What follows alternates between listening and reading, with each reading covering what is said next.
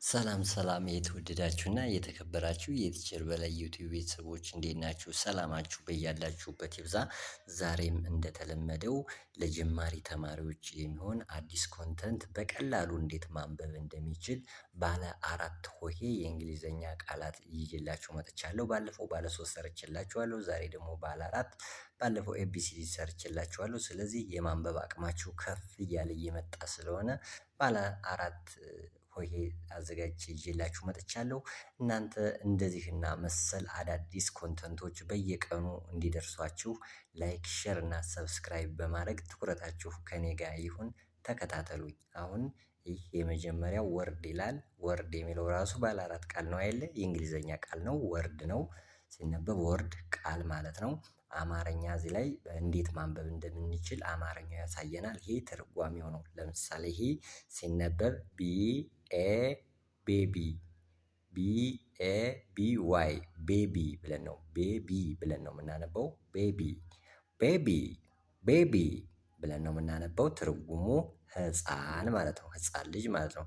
ይሄኛው ደግሞ ቢ ኤ ኤን ኬ ቢ ኤን ኬ ባንክ ባንክ ባንክ ባንክ ያው ባንክ ቤት ነው አይደል? ባንክ ቤት። ኦኬ ቀጥለን የምናገኘው ቢ ኤ ሲ ኬ ባክ ባክ ባክ ባክ ማለት ጀርባ ማለት ነው። ባክ ማለት ጀርባ ማለት ነው። ባክ ባክ ጀርባ። እሺ ስለዚህ እነዚህ አሁን ሶስቱ ቃላት ቢ ኤ ናታል አ የሚል ድምፅ ነው ያለው። ባክ ቤቢ ባክ ባክ ብለናል። ስለዚህ ቀጥለ የምናገኘው ደግሞ ከቢ ቀጥላ ኢ ትመጣለች ማለት ነው። ቢ ኢ ኤስ ቲ ቤስት ቤስት ቤስት ቤስት ኤ የሚል ድምፅ ነው የምናገኘው። ማን ላይ? ቤስት ስንል ቤስት ጥሩ፣ ያማረ፣ የተዋበ ማለት ነው። ዛትስ ቤስት ስንል አሁን ያ ነገር በጣም ጥሩ ነው፣ ያማረ ነው ማለት ነው። ቤስት ዛትስ ቤስት ስንል ያ ነገር ጥሩ ነው፣ ያማረ ነው፣ የተዋበ ነው ስንል ቤስት እንላለን። እሺ አሁንም ቤል ቢ ኢ ኤል ኤል ቤል ቤል ማለት ደወል ማለት ነው። ዘ ቤል ኢዝ ሪንጊንግ ካለ ደወሉ ተደወለ ማለት ነው። እሺ ቀጥሎ የምናገኘው ቢ ኢ ኤል ቲ ቤልት ቤልት ቤልት ቤልት ማለት ቀበቶ ቤልት ቀበቶ ቤልት ኦኬ ቀበቶ ማለት ነው። ከዚህ ደግሞ ኦ ዲ ዋይ ቢ ኦ ዲ ዋይ አሁን ከቢ የተቀየረችው ማናት? ኦ ነች አይደለ? ስለዚህ ምን አይነት ድምፅ አለው? ኦ የሚል ድምፅ ነው። ቦዲ ቦዲ ቦዲ ማለት ገላ ወይም የሰውነት የአካል ክፍል ቦዲ ብለን እናነበዋለን ማለት ነው። እሺ ቀጥሎ የምናገኘው ቃል ደግሞ ምንድነው የሚለው? ቦርን ቦርን ቦርን ቦርን ማለት ቦርን መወለድ ማለት ነው። አይ ወዝ ቦርን ካል ሰው ተወለዱ ማለት ነው። ኦኬ ቀጥሎ የምናገኘው ቢ ኦ ኤ ቲ ቦት ቦት ቦት ቦት ኦ የሚል ድምፅ ነው ያለው። ቦት ጀልባ ማለት ነው። ጀልባ ጀልባ በእንግሊዘኛ ቦት ብለን እንጠራዋለን ማለት ነው። በጣም ጥሩ። ቀጥሎ የምናገኘው ቃል ደግሞ ሲኦኤቲ እነዚህም ባለ 4 ናቸው። ኮት ኮት ኮት ልብስ በላይ በሸሚዝ በላይ የምንደርበው ኮት ወይም ወፈር ያለ የወንዶችም የሴቶችም ይሆናል ኮት ተብሎ ይጠራል። ልብስ ማለት ነው። ይህ ደግሞ ሲኦኤስቲ ኮስት ኮስት ኢትስ ኮስቲቭ ካለ በጣም ውድ ነው ማለት ነው። ውድ የሆነ ነገር ኮስቲቭ ማለት እንችላለን። ኮስት ብለን ነው የምናነበው። ቀጥሎ የምናገኘው ቃል ደግሞ ሲኦኤልዲ ምን ይላል? ኮልድ ኮልድ ኮልድ ማለት ቀዝቃዛ ማለት ነው። እዚህ ላይ ሙቀት ነው ብየው ቀዝቃዛ ቀዝቃዛ ኢትስ ኮልድ ካለን በጣም ቀዝቃዛ ማለት ነው። ቀዝቃዛ ብለን ነው የምንይዘው። ኦኬ የሚቀጥለው ቃል ደግሞ ዲ ኢ ኤስ ኬ ዴስክ ዴስክ ዴስክ ዴስክ ማለት ወንበር ማለት ነው። ወንበር መቀመጫ ዲ ኢ ኤስ ኬ ዴስክ ወንበር ወንበር።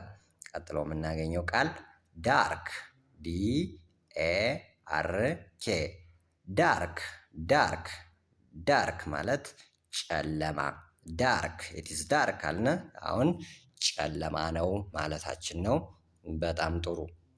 የሚቀጥለው ቃል ደግሞ ምን ይላል? ዶር ዶር ዶር ዶር ዶር በር ማለት ነው። የቤት መዝጊያ ወይም በር። ስታር ኤስ ቲ ኤ አር ስታር ስታር ኮከብ ኮከብ።